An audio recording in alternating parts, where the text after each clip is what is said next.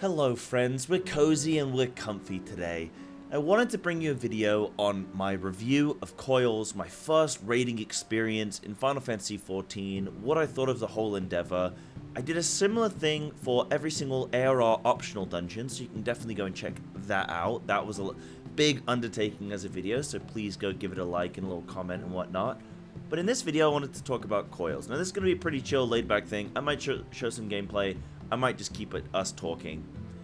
And I'm sitting in my little treehouse. I kind of feel like Asmongold. You know, Asmongold goes into his treehouse sometimes when he does videos. I kind of feel like that, but I've just done it in game instead. But I do have as well a sheet that I've got here, which is going to sort of detail a lot of my thoughts that I noted down at the time of doing COILS. And then obviously now that I've had a little bit of time to think some things through, that's what we'll discuss as well. So we did COILS over the course of about 2.5 weeks, maybe 3 weeks. I don't stream every single day, so that's probably roughly about 12 days worth of streams. But also we didn't do COILS every single day, all day. So it probably, let's just say it took us 10 days of like playing COILS to get through the whole thing. We did it blind, we did it minimum item level, we did it no echo. For the vast majority of bosses. Every single boss was blind, I didn't look up a strategy for any single boss. Sometimes on some bosses we got a little tip here and there after a good few hours of progression. The big thing I want to, like, I'm not bothered about, you know, there's going to be people in the comments section that are going to go, oh, you suck, you're bad, you cheated, you did this, you did that, it was way harder 10 years ago, it was way harder in 2003, bro, all that kind of stuff. Unfortunately, I don't have a time machine. Unfortunately, I'm also a man that has other things that they want to do. And also, I do have to consider the fact that there is not just me raiding. You know, I can wipe all day, I do Mythic Plus all day on stream, so I'm very comfortable doing that. But I gotta consider my friends, my allies, my viewers. 7 other people have to sit through that content too, and you know, if we're on a boss and we're stuck on it for a few hours and people are starting to get a bit frustrated, especially with each other, it just isn't fun. I don't want that to be bred into the environment. So I would very much, we'd prog every fight blind, we'd do everything mine, and then eventually if we got to a point where we were like, right, okay, we've seen every single fight of everything on this boss now, we're getting to sub 10% wipes, but now 2 people want to leave because they've got to go, and I don't know, they got to go to work or whatever. Now I've got to replace 2 people, and then we've got to teach them how to do the mechanics and everything. Just like a big thing. So some bosses we did turn off minimum item level. We never turned on echo, so we never put echo on, and I never looked at strategies. That was really important to me, because I wanted to do everything blind. And I think the most important aspect of it is doing it blind and some kind of syncing.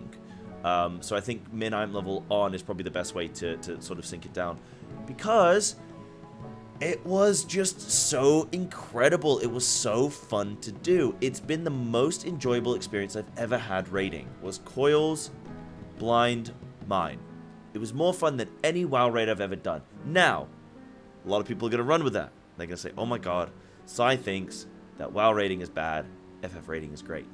I like both types of rating, and I like both games.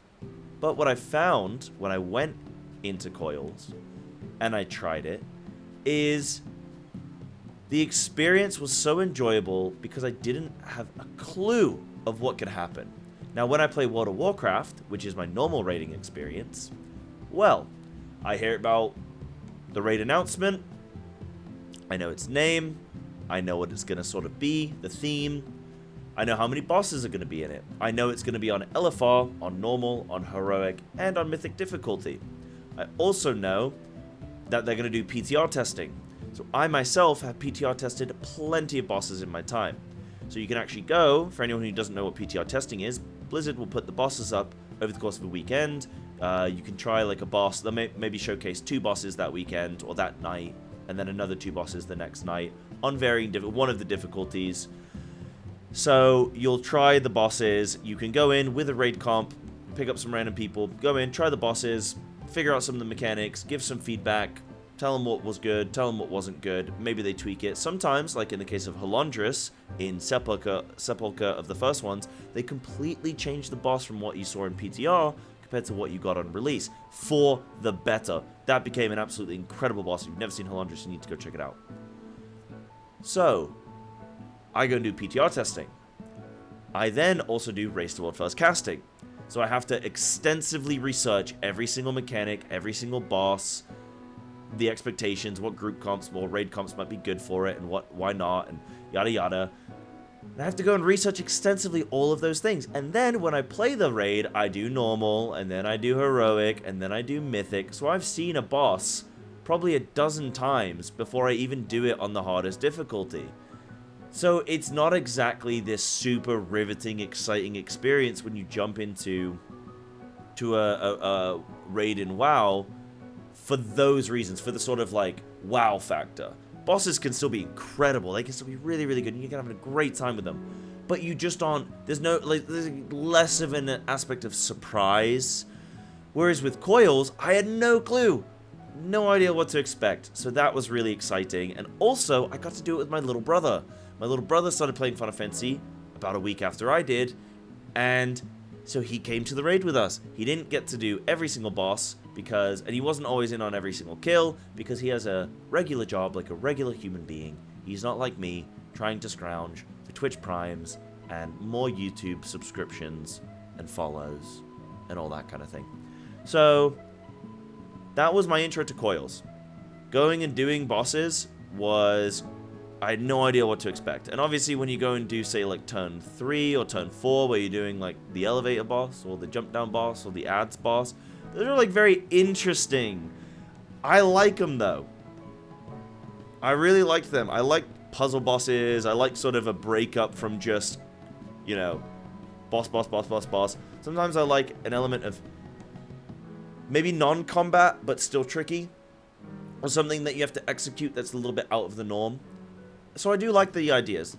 And I imagine 10 years ago when this content released, it was probably way more riveting, way more exciting. I know, for example, the elevator boss, turn 4, that would have been way harder when it was current, because DPS checks probably would have been tighter and stuff like that. Whereas for us, it was way more simple for us to just jump into. But my first boss, Caduceus, was really cool, was really interesting. I was trying to figure out a lot of the mechanics that were going on, but at the same time, I was playing as a DPS, so I'm not trying to, I'm not going to coordinate with the tanks when they need to tank swap. I'm not going to do that kind of strategizing.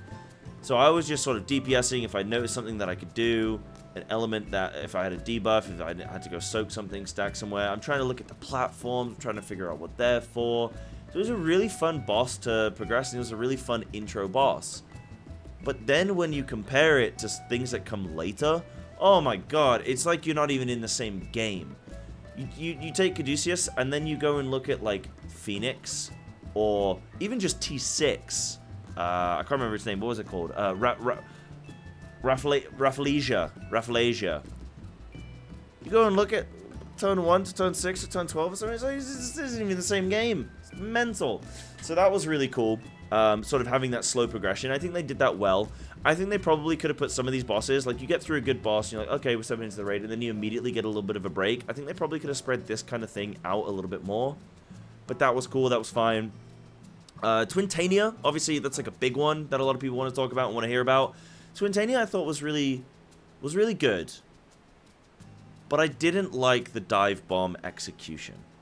I think that if you had to deal with it by like coordinating movement, like we started trying to figure out like a diamond sort of movement where we'd all stack on a marker and then we'd move in a diagonal, and we'd just do that around, and it sort of worked actually, but then it wasn't consistent and sometimes you would have issues with it. So then eventually people started to notice, like, maybe we don't have to run in diagonal, because we did that for a few attempts. We went, maybe we could just run back and forth between 2 points. And that, like, sort of worked. And then eventually, people started to notice, I didn't even notice it myself, but people started to notice that the boss, like, dives out of the arena, right? So, hey, what if we run between these 2 points, but we try and bait the boss in that corner? Because I was under the impression, the reason I didn't think of that is because I was under the impression the boss will always go north to south, or like west to east or whatever, you know, like in that direction. And I thought it would always alternate. but it doesn't. It goes to the player that it targets, like closest to that. It will start on the closest edge to that player that it targets. So it could consistently do that on repeat. I didn't realize that for quite a long time, and I don't think you would for a long time, unless you're probably a bit more experienced in this game. So that was like an interesting fight. I actually really, really liked it though, phase 1. I think if you remove Dive Bomb as a sort of, I'm not even really going to comment on it too much. If you sort of remove that as an element, I'm not saying take it away from the fight, but I'm not going to pass judgment on this fight based on Deep Dive. Everything else was really cool. I like dealing with the conflag in phase 1, and you have one person that has to move out, one person you stack on, and dealing with the ads was cute as well, and then you transition, and then you have the ads that then spawn, and you can't let them explode on you because then you'll be weakened for the new phase, like phase 2, phase 3, depending on how you want to look at it. And then you have the twisters straight off the bat, and that's got to be somewhat coordinated. For me, the way I just handled it was just run in a straight line, just keep running, which seemed to work for me.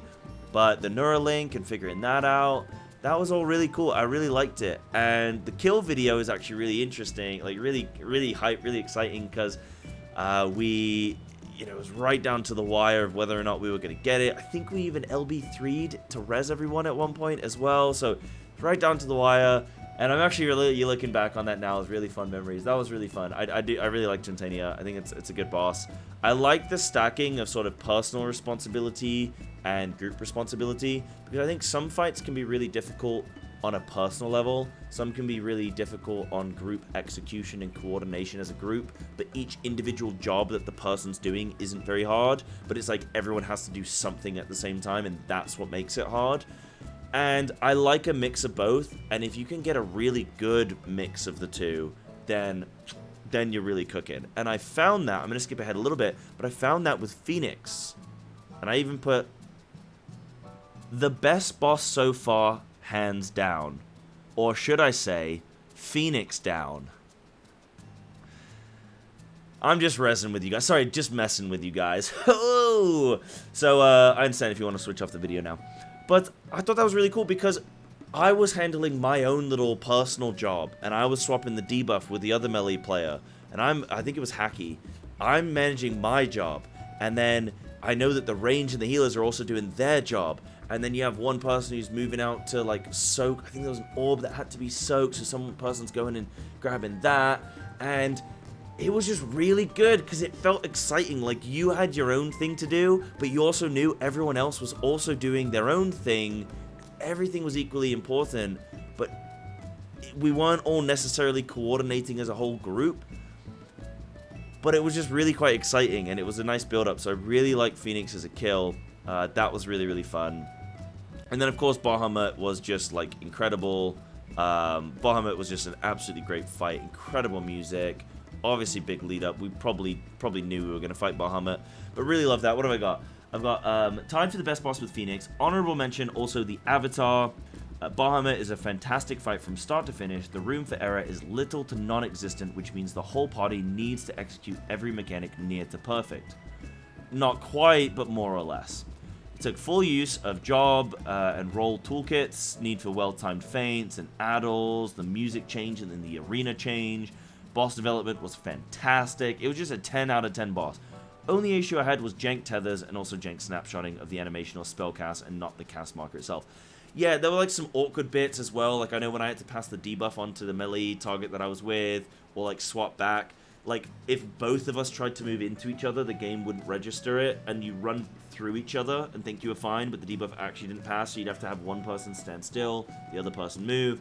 And it was like little stuff like that, but I think that's just the game being the game. So I'm not gonna, I'm not gonna sort of pick on it too much. Sometimes with the tethers, they'd sort of spawn and you wanted to move into the room, but then you'd have the tether and then you'd sort of like, by moving into the room, you'd grab the tether off someone and you're like, ah, wait, no, you take it again. So like that kind of stuff, but it was still really good. We turned off minimum item level for Bahamut because we got to a point where we were wiping like sub 10% or something. It was like 10%. So we'd seen every single mechanic, and I just was at a point where I was like, you know what? Everyone's getting tired. We've been in close for like 3 weeks now. Let's just get this boss killed. And even with mid-item level turned off, but Echo still turned off, it was still a hard fight. Like unsynced, it was still a hard fight. and everyone had to play really, really well, and it still felt really satisfying in the kill. So I love Bahamut. That was really cool. Other ones I just sort of wanted to mention as well. Avatar. I mean, so many of these bosses were good. You go Twintania, great fight. Rafflesia, I didn't really like it too much because it sort of was one of those bosses where you learn every single mechanic and you get to a point where you're like, oh my god, there's so much going on. How are we going to do all of this? And then you get to the end and you go, oh, actually, we don't have to do any of these mechanics. And you literally just ignore everything. You stop killing the roots. You don't have to deal with the bees anymore. You just like ignore everything. You stop killing ads. I think you LB them. You AoE LB the ads that spawn as well, the blobs. You're like, oh, okay, so we just ignore every mechanic we just spent the last 5 hours trying to figure out, and then we just focus the boss and we win. And that's like literally what happens. And it's like, oh, that's a bit meh. So I didn't really like that one too much, but I still thought it was like, it was cool. Medusa was really also, I like Medusa. That was really fun. Avatar was fantastic. That was a great fight, especially like individual and group coordination, and then the fight just got more and more difficult, but it was the same stuff the whole fight, but it just got way more hectic, and as the fight goes on, you got more debuffs you have to consider, and you don't want to make the mistakes with debuffs. You got to move in and out, you got to coordinate the soaks, and how many players need to go into each soak, and obviously there's like the server lag, ping, whatever the hell it is, so people aren't actually where you think they are, so people step in, they step out, shake it all about. That was really, really cool. And also I loved, what's the name of the ability? It was Allegan Field, I believe, which was like the debuff that got put on an individual player and they couldn't take damage. Oh, what a good way to design a fight.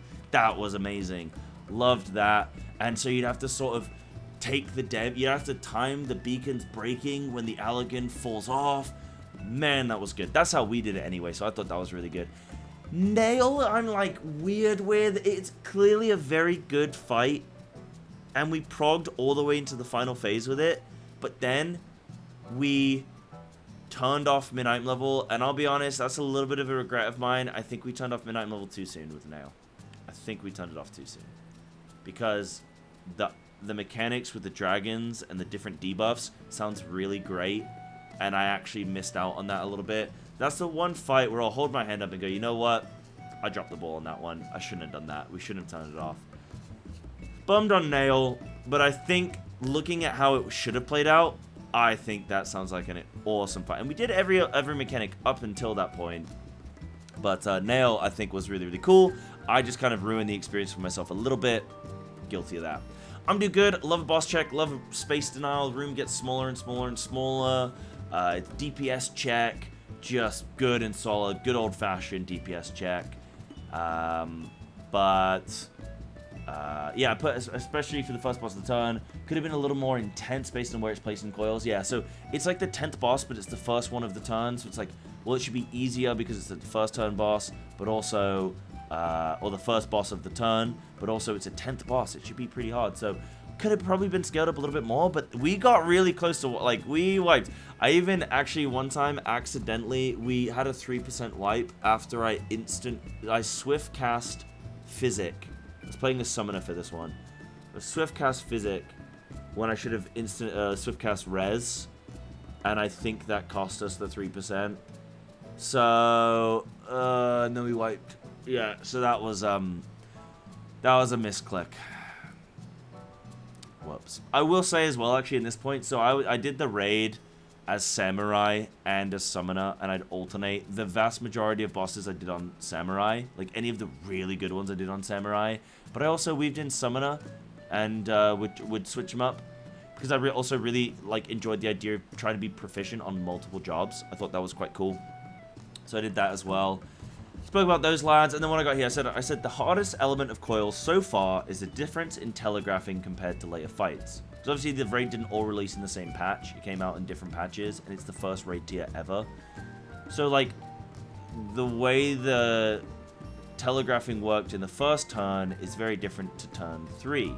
So it's sort of like doesn't feel like it's all one raid in a way. It's kind of weird.